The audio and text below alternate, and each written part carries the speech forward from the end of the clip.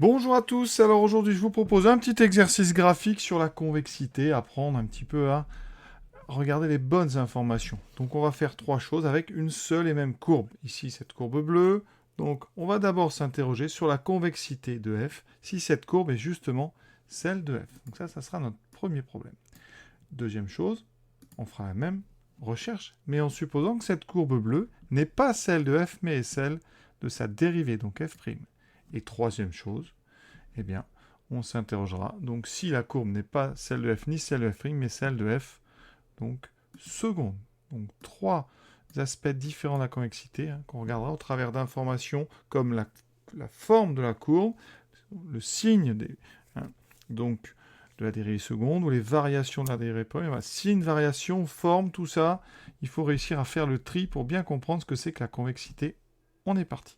Première donc question. Imaginez cette courbe en bleu.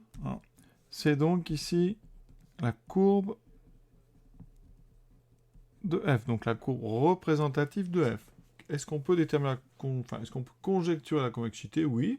Il suffit de regarder la position de la courbe par rapport à cette tangente. Au début, vous voyez, on est ici sur une zone où la fonction est concave. Là, il faut vraiment regarder la forme de la courbe, puisque c'est la courbe de f. On veut parler de convexité et de concavité. Quand au début, on a une forme concave, vous voyez ici, on a un creux, donc on a une forme ici convexe, voilà, jusqu'au bout. Après, évidemment, on n'a pas toute la courbe, mais on imagine que ça suit dans la même dynamique. Donc ici, on commence concave, on imagine qu'on finit convexe. Alors où est-ce que ça change? Il faut trouver l'endroit où on a l'impression ici qu'on a une tangente que la courbe va traverser.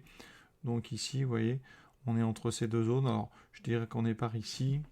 On va se mettre au niveau de 1 et on va, pour vérifier ça, tracer comme ça rapidement la tangente, la fameuse tangente au point d'inflexion, qui serait que la courbe va traverser. Donc effectivement, la courbe, c'est pas très beau ça, la courbe doit arriver par dessous sa tangente, donc effectivement, et ressortir donc par dessus. Donc effectivement, on est pas mal, là vous voyez. Donc on peut dire que, alors, sur moins l'infini, on peut conjecturer, ce n'est qu'une hypothèse, on peut conjecturer donc que f est concave. Point d'inflexion pour x égale 1. Et ensuite, sur 1 plus l'infini, eh bien, on a f qui a l'air d'être convexe. Deuxième question. Donc, imaginez que ceci, c'est la courbe de f'. Alors, quel est le lien entre f' et la convexité de f? Eh bien, il faut savoir que si f est croissante, et ça est croissant donc sur un intervalle i, eh bien, ça signifie que f est convexe sur cet intervalle. D'accord? Et donc, il faut savoir aussi que si f' est décroissante sur i, eh bien, ça équivaut à avoir f concave sur i. Donc, c'est les variations de f' qui nous intéressent. Donc, je vais faire le tableau de variation de f'. Donc, vous voyez, ici, au départ, mais ça va être donc croissant. Alors, il faut repérer les sommets, les tangentes horizontales sur la courbe de f'. Donc, ici, j'ai une tangente horizontale. Donc, ça veut dire qu'ici, changement de variation pour f'. Et ici, on doit avoir quelque part... alors, ici, on va dire, voilà, je ne sais pas exactement où, mais ici, vous avez un autre, vous avez un minimum local.